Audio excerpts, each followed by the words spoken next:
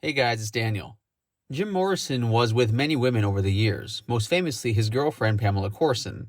The two started dating in 1965 and remained an on-again, off-again couple until Jim's death in 1971.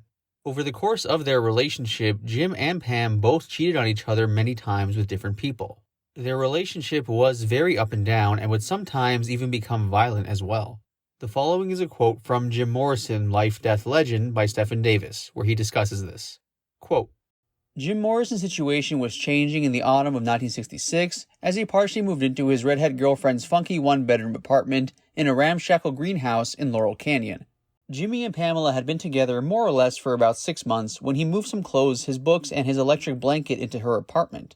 This was also when they began fighting a lot.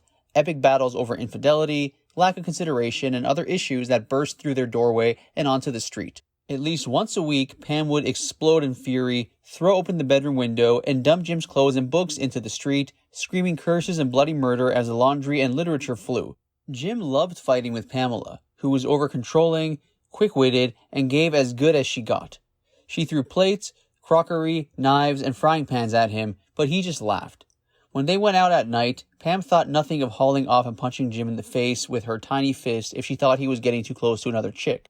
They taunted each other, tried to scare and startle each other, starved each other, dared each other to be more outrageous. Pam was the only woman who knew how to taunt Jim, and this could make him really crazy.